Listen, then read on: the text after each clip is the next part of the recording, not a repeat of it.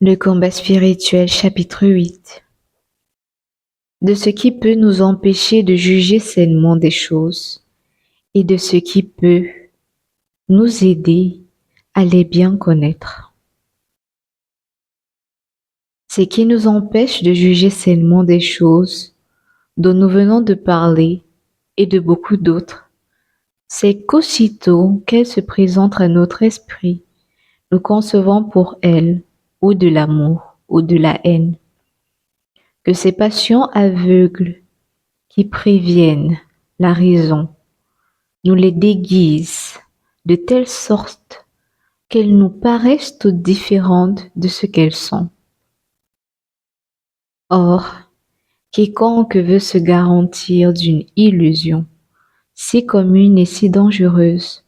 doit veiller avec tant de soin sur son cœur qu'il n'y souffre nulle affection déréglée pour quelque objet que ce soit. Que si quelque objet vient s'offrir à lui, il faut que l'entendement le considère et l'examine attentivement avant que la volonté se détermine, ou à l'embrasser s'il est agréable, ou à le rejeter s'il est contraire. Car l'entendement n'étant pas encore préoccupé par la passion,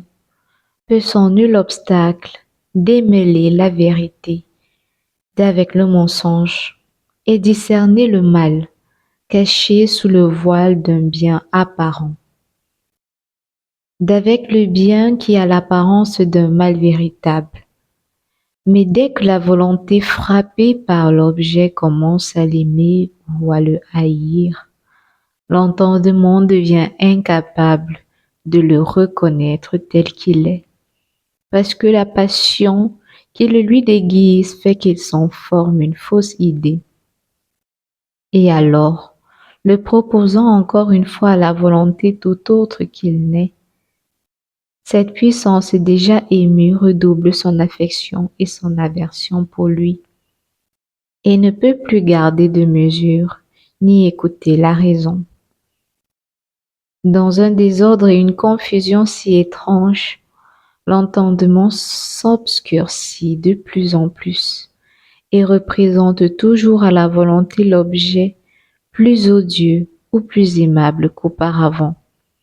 de sorte qu'à moins qu'on observe très exactement la règle que j'ai donnée, et qui est très importante en cette rencontre, les deux plus nobles facultés de l'âme ne font que rouler comme dans un cercle, et tomber d'erreur en erreur, de ténèbres en ténèbres, d'abîme en abîme. Heureux ceux qui n'ont nulle attache à aucune créature, et qui, avant de rien aimer en ce monde, tâchent de connaître ce qui leur paraît aimable, qui en jugent selon la raison, et particulièrement selon les lumières surnaturelles que le Saint-Esprit leur communique, soit par lui-même, soit par ceux qui les gouvernent en sa place. Mais remarquez que cet avertissement est quelquefois plus nécessaire en certaines actions extérieures qui, de soi, sont bonnes, qu'en d'autres moins louables, parce qu'on y est plus facilement trompé et qu'on s'y porte souvent avec trop de chaleur et d'indiscrétion.